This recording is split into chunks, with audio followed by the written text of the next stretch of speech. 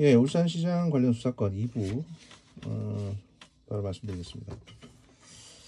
다음시 이제 청와대 민정 전 직원들이 민정수석실에 근무했었던 전 직원들이 증언을 했다는 건데요.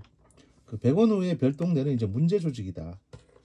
광범위한 인사를 접촉하면서 해결사 역할도 한 것 같다라는 식의 이제 증언을 했다는 겁니다. 다만 이제 이 뉴스의 소스가 그 조선일보입니다. 조선일보기 때문에 조선일보나 이제 중앙 동아일보에서 나온 뉴스들은요, 여러분이 이제 팩트만 보시고 그 해석이나 예측, 전망 이런 것들은 그냥 흘려 들으십시오. 그냥 보시고 아 그렇구나 이런 의견도 있구나 정도만 생각하시고 여기서 나온 팩트만 이제 보시면 됩니다. 예를 들면 여기 보시면 이제 그 한 개였던 특한반이 문 정부 출범 후 2개로 쪼개지며 백오도 밑에 신설이 됐다. 세월호 때 경고받은 해경 간부들도 포상 후보에서 제외한 것도 바로 이 별동대다. 이거는 팩트거든요. 그러니까 요건 그대로 보시면 됩니다. 그런데 백원호의 별동대가 여기저기 다니면서 이제 광범위한 인사를 접촉했고 해결사 역할도 한 것 같다. 이거는 조선일보의 조선일보의 분석이고 예측이니까 이거는 그냥 참고 안 하셔도 됩니다. 그러니까 팩트만 보시라는 겁니다. 다만 제가 왜 조중동이 좀 중요하다고 말씀드리냐면 일단 큰 언론사는 기자도 많고요. 취재 비용도 많습니다. 그리고 이제 거기 누적돼 있는 정보 소스가 되게 많기 때문에 여러 사람들을 접촉해서 정보를 받거든요. 그러다 보니까 큰 언론사일수록 소위 말해서 정보가 많이 들어오고요. 또 그 들어온 정보를 이제 이게 가짜 정보인지 진짜 정보인지를 걸러낼 수 있는 능력도 있습니다. 그러니 가급적이면 큰 언론사를 통해서 팩트를 보고 나머지 작은 언론사들에서 얘기하는 짜잘한 얘기들을 다 취합해가지고 이제 사건의 진실에 접근해 들어가는 그런 방식이 이제 일반적인 이제 정보 분석 방식입니다. 그 정보기관들도 사실 언론 기사를 많이 참고를 합니다. 그리고 주로 메이저 언론사들 포함해서 모든 언론사의 기사들을 다 참고하는 게 사실입니다. 아무튼 그 울산시장 선거 개입 의혹 수사는 백 전 비서관이 이 별동대에 어떤 짓을 했느냐에 집중될 것으로 보입니다. 청와대는 그동안 대통령 친인척 관리를 하던 감찰 반원일 뿐이라며 별동대의 존재를 부인해왔습니다. 하지만 복수의 청와대 민정수석실 직원들은 친인척 관리 업무와는 별도의 성격을 가진 조직이었다라고 이제 증언을 하고 있습니다. 그리고 이제 최근에 뭐 한 분 돌아가셔가지고 더 의문이 증폭되고 있고 사건도 지금 커지고 있습니다. 그 관계자들의 증언에 따르면 창성동 정부청사 별관에 2개의 팀을 운영했다고 하고요. 뭐 각자 6층, 3층 이래가지고 층을 달리해서 별도의 팀으로 운영했다고 얘기가 나와 있습니다. 그리고 검찰은 이제 이 백원호 별동대가 울산에 내려가서 당시 이제 그 울산시장 관련 수사에 개입을 한 게 아니냐 이렇게 보고 있죠. 그게 만약 사실이면 직권남용이 되는 것이고요. 여기 보시면은 이제 곽상도 의원이 자한당 회의에서 하신 말씀이 있는데 백원호 별동팀이 사정기관뿐 아니라 각 부처에서 정보를 수집했고 이 내용을 이광철 당시 선임 행정관에게 보고했다라고 주장을 했습니다. 이어 별동팀이 해경수석 간부 3명을 창성동 별관으로 불러서 고함 지르고 휴대전화도 제출받아 포렌식한 것은 권한 없는 불법행위에 해당한다고도 했습니다. 청와대 민정수석실에서 근무했던 직원 가운데 일부는 최근에 검찰에 출석해서 민정수석실에서 특별감찰반은 원래 반부패 비서관실 산하의 하나였는데 문재인 정부 들어서 2개로 쪼개졌다며 별동팀 업무 성격에 문제가 있다고 생각했다고 진술한 것으로 전해졌습니다. 청와대 민정수석실 관계자들은 유재수 전 부산시 경제부시장 감찰이 무마된 직후 청와대가 감찰 자료를 모두 회수해 갔다는 증언도 했습니다. 이들은 유 전 부시장에 대한 감찰이 종료된 지 1년이 지난 지난해 12일 청와대 공직기관 비서관실과 본청 전산팀이 그러니까 청와대 전산팀이 특감 발원들의 PC를 가져갔다는 겁니다. 이 PC에는 포렌식으로 복원한 유 전 부시장의 텔레그램 메시지 등 다수의 감찰 증거가 담겨 있었다는 것이고요. 김도읍 의원실에 따르면 이제 특감반은 2017년 10월 유 전 부시장을 감찰했을 때 그가 청와대 핵심 인사와 수시로 텔레그램을 주고받으며 금융위 인사에 개입한 사실을 포착했었죠. 그리고 이 텔레그램 자료는 이미 검찰에 넘어가 있습니다. 제가 저번에 말씀드렸다시피 박형철 비서관이 검찰에 넘겨준 것 같다고 말씀드렸는데 이건 비공식적으로 검찰에 넘겨준 거고 원래 공식적인 원본은 지금 청와대에서 가져갔다는 겁니다. 그 특감반 창성동 별관에 있는 특감반 사무실에 있던 PC 안에 있던 자료를 이 PC 통째로 그 효자동에 있는 청와대 본청에서 와가지고 다 회수해 갔다는 거죠. 그래서 지금 검찰에서 이제 유재수 사건의 증거 확보를 위해서 청와대에 대한 강제 수사를 지금 검토를 하고 있습니다. 강제 수사가 뭐냐면 이제 압수수색 영장 받아가지고 압수수색 하는 건데요. 지난번에 그 박근혜 정부 때처럼. 그 일단 증언을 이게 지금 청와대 민정수석실에서 이 PC를 가져갔다는 증언을 받았기 때문에 검찰이 이제 청와대를 방문해서 가져간 자료 내놔라. 이미 제출받는 형식의 이제 사실상 강제 수사 카드를 검토하고 있는 겁니다. 검찰은 2017년 10월 청와대 민정수석실이 유 전 부시장의 비리 첩보를 확인하기 위해 휴대폰 등에 대해 디지털 포렌식을 실시했던 사실을 확인하고 관련 자료를 확보하기 위해 민정수석실 특감반을 강제 수사의 대상으로 지목한 것으로 전해졌습니다. 근데 이제 그 증언을 받아보니까 그 창성동 별관에 있던 특감반 사무실에 있던 그 자료 PC가 청와대 본청으로 이제 작년에 들어간 걸로 다시 확인했고 그래서 그 청와대 본청에 대해서 소위 말해서 이제 압수수색 영장을 발급받아서 받겠다는 거죠. 왜냐하면 이제 제공받은 건 제공받은 거고 원본을 다시 확인을 해야 되거든요. 그러니까 이제 원본을 확인하면서 관련된 광범위한 자료들을 이제 압수를 하게 될 것 같습니다. 그럼 지금 상황이 왜 이러냐? 이런 뉴스가 하나 또 나온 게 있는데요. 그 문재인 정부의 청와대에서 한솥밥을 먹던 그 어공, 늘공 이 사람들끼리 서로 지금 칼을 겨눴다 이런 얘기가 나옵니다. 어공은 이제 어쩌다 공무원을 말하고 늘공은 늘 공무원을 말하는 건데 친문인 이제 조국, 백원우, 청경득과 같은 청경득하고 이제 검찰 출신인 박형철, 이인걸이 검찰에 가서 서로 상반된 주장을 하고 있다는 거죠. 검찰 출신인 박형철 청와대 반부패 비서관과 이인걸 전 특감반장 그리고 이제 전 현직 특감반원 등은 조국 전 법무부 장관과 백원우 전 민정비서관 등에게 불리한 진술을 하면서 친문 핵심 어공들과 지금 대립하고 있는 상황입니다. 이번 검찰 수사의 전환점이 된 것은 박형철 비서관의 진술이었던 것으로 알려졌습니다. 박 비서관은 유재수 감찰 무마 의혹에 대해서 조국 전 장관이 백원우 전 비서관의 의견을 들은 다음 감찰 중단을 지시했다라고 검찰에서 진술을 했고요. 김기현 전 울산시장 수사 첩보를 백 전 비서관에게 별도 문건 형태로 전달받았다고 진술한 것도 박 전 비서관이었습니다. 우편으로 온 일반 첩보를 단순히 전달했다는 백원우 전 비서관의 주장과는 상반된 얘기고요. 하명수사 의혹의 핵심 진술이 박 비서관과 그 주변 인물들에게서 지금 나오고 있는 것입니다. 노영민 비서실장은 그 백원우 전 비서관 산하 별동대에 대해서 친인척 관리팀이라고 했습니다. 하지만 민정수석실 소속 이제 검찰 출신 직원들은 이 팀이 백 전 비서관 산하 별동대가 별도로 움직인 특감반이 맞다며 노영민 비서실장이 거짓말을 하고 있다고 검찰에서 진술을 했습니다. 박형철 비서관은 자신 밑에 있던 특감반원들에게도 검찰에 가서 있는 그대로 진술하라고 지시를 한 것으로 알려졌습니다. 그러니까 청와대를 위해서 두둔하거나 하지 말고 니네들이 보고 들은 거 있는 그대로 사실대로 진술해라. 이렇게 사표 내기 전에 지시를 한 겁니다. 자기 부하들에게. 박형철 비서관이. 어떻게 보면 이제 검사로서 마지막 검사 출신 법조인으로서 마지막 정의감이 남아있는 거죠. 이와 함께 박 전 비서관의 부하였던 이인걸 전 특감반장도 청경득 총무행정관이 유 전 부시장 감찰 무마에 관여한 사항에 대해 진술한 것으로 전해졌습니다. 그러니까 이인걸 전 특감반장은 사실 정경심 씨의 변호인 역할을 했었거든요. 변호인을 했었거든요. 조국 씨 사태 때. 그런데 이제는 그걸 다 관두고 이제는 사실대로 모든 걸 얘기하고 있는 겁니다. 조국 씨에 대한 이제 불리한 얘기까지도요. 박 전 비서관과 이 전 반장은 모두 검찰 출신 변호사들이고요. 청와대 월권 의혹을 진술하는 특감반원 일부도 검찰 출신이라고 합니다. 그러니까 전부 다는 아니고 일부도 검찰 출신이고 검찰 출신 아닌 사람도 청와대 특감반에서 문제가 많았다는 진술을 지금 검찰에 가서 하고 있는 것이죠. 이들이 조국, 백원우, 청경득 등 문재인 대통령의 핵심 측근들을 공주에 모는 진술을 하고 있는 겁니다.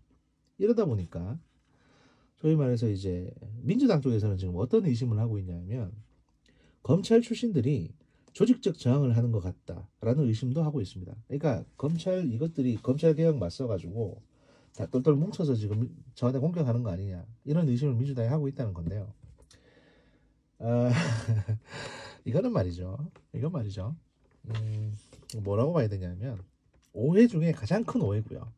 오판입니다. 그야말로. 이건 마치 2차 대전 때 일본군이 미국에 대해서 오판한 거하고 똑같은 겁니다. 우리가 진주만을 공습하면 얘들이 바로 반격을 하지 않고 협상을 요구하겠지. 협상 좀 하자 그러겠지. 라고 이제 오판하는 거하고 똑같은 건데 솔직하게 말씀드려 지금 청와대 완전 좆됐고요. 검찰 개혁 나부레이가 문제가 아닙니다. 조국이나 검찰 때려잡자고 지금 이러고 있는 게 아니거든요. 빨리 정신 좀 차렸으면 좋겠습니다. 솔직히 청와대가 도대체 왜 이렇게 멍청한 짓을 계속 하고 있는지 솔직히 이해가 잘 안 가는데 진짜 상황 파악을 제대로 못하는 티가 너무 많이 나서 제가 뭐 분석하고 자시고 할 것도 좀 없고요. 좀 그렇습니다. 반면 이제 그 청와대 고민정 대변인 뭐 헛소리하기로 유명한 고민정 대변인 같은 경우에는 브리핑에 나와서 이제 이런저런 얘기를 했습니다. 청와대 하명수사 의혹과 관련해서 민정수석실은 법과 원칙에 따라 업무를 수행했을 뿐 해당 사건에 전혀 관여한 바가 없다. 그리고 별동대 특별감찰반을 가동했다는 언론 보도도 사실과 다르다. 그리고 이제 뭐 민정비서관실 어쩌고 저쩌고 막 중얼중얼 얘기했는데요. 고민정 대변인은 사실 아는 게 없는 사람이니까 원래 청와대 대변인이라는 게 원래 그렇습니다. 가장 나중에 어떻게 보면 국민들보다 가장 나중에 진실을 알게 되는 자리가 보통 대변인 자리거든요. 그러니까 이 양반한테 제대로 설명해 줄 리도 없고 뭐 그런 의지도 없을 거고 이 사람이 뭐 인싸도 아니고 아마 아싸일 가능성이 높은데 하여튼 뭐 그렇습니다. 그래서 청와대에서도 아직까지 지금 조사 중인데 청와대 쪽 얘기는 뭐냐면 우리가 수사권이 있는 것도 아니고 우리 나름대로 이제 최대한 노력을 다해서 조사를 하고 있는데 솔직히 우리도 잘 모르겠다 아직까지는 이런 얘기를 하고 있거든요. 근데 공식 발표는 지금 이제 오늘 기자회견에서도 저희가 확인도 했지만 창성동의 특감 발언들은 울산시장 첩보문건 수사와는 일체 관련이 없다는 점을 다시 한번 강조해서 말씀드린다 그러고 돌아가신 분이 이제 민정비서관실 업무와 관련해 과도한 오해와 억측이 고인에 대한 심리적 압박으로 이어진 것은 아닌지 깊이 숙고하고 있다. 이건 뭐 말 같지 않은 소리. 사람이 죽었는데 지금 이딴 소리 하면 안 되죠. 근데 지금 이딴 소리 하고 있습니다. 뭐 고인이 오해해서 그런 것 같다는 둥 본인들은 전화한 적이 없다는 둥 현 정부의 청와대가 사실 이런 말을 해도 되는 건지 솔직히 좀 실망스럽고요. 솔직히 하여튼 그렇습니다. 예. 반면 울산은 지금 상황이 어떠냐. 울산시장 수사에 개입한 3인방 요직 꿰차거나 총선 출마 준비라는 제목으로 이제 뉴스가 나온 게 있습니다. 송철호 현 울산시장 캠프에서 일했던 송병기 지금 이제 울산시 경제부시장으로 취임하셨는데요. 이분은 이전에 이제 두 차례에 김기현 전 울산시장에 대한 불리한 진술을 하셨고 송철호 씨가 당선되고 나서 울산시 부시장이 됩니다. 그 전까지만 하더라도 울산시에서 이제 3급 공무원이었고 2015년도에 이제 퇴직하신 분이거든요. 게다가 뭐 이제 이런저런 후임 시장에 대해서 불리한 진술을 한 다음에 다시 이제 화려하게 경제부시장으로 돌아온 겁니다. 울산시. 그리고 황운하 이 사람은 이제 황운하는 그 진술로 이게 이 송병기 씨의 진술을 바탕으로 해서 김기현 씨에 대해서 압수수색을 했고요. 그 다음에 그 쪼개기 후원금 의혹을 제기한 이모 씨라고 있는데요. 이 사람은 이모 씨는 이제 이모 씨라는 사람은 김기현 울산시장하고도 친분이 있던 사람입니다. 사업가인데 여기저기 후원을 하다가 한국당 쪽에도 후원을 하고 이러다가 이 사람이 이제 송철호 씨가 출마하고 난 그해 선거에서 갑자기 민주당으로 갈아탑니다. 그러면서 지금 민주당 울산시당의 특위위원장까지 되시고요. 그 다음에 중요한 거는 제가 지금 말씀드렸던 이 송병기 울산시 부시장, 그러니까 거짓 진술을 했던, 그 다음에 그 진술을 받아서 수사를 했던 황운하 당시 울산지방경찰청장, 현 대전지방경찰청장, 그리고 이 쪼개기 후원금 의혹을 제기해서 김기현 씨를 고발했던 이모 씨, 지금 현 울산시 민주당 울산시당 특위위원장, 이 세 사람 다 내년 4월 총선에서 출마하려고 준비를 하고 있는 겁니다. 각자 지역구도 지금 정해졌고요. 그래서 민주당 쪽으로부터 아마 출마 약속을 받았던 모양이지요. 백원우가 약속을 해줬는지 누가 약속을 해줬는지 모르겠는데, 여기 이런 사람들, 이 세 사람도 이제 저희 말해서 친문으로 분류됩니다. 제가 저번에 말씀드렸던 친문 한 60명이 공천받으려고 한다는 중에 이런 인간들이 들어가 있는 거죠, 그 안에. 그러니까 다 자기들끼리 짬짬이 해가지고 짜고치고 했던 겁니다. 그렇다고 해서 제가 자한당 편을 들어드리는 건 아닙니다. 저는 지금 있는 그대로의 범죄 사실을 말씀드리는 것이고, 제 의견을 더해서 분석을 해드리는 거고, 그렇다고 자한당이 잘했다는 건 아니거든요, 결코.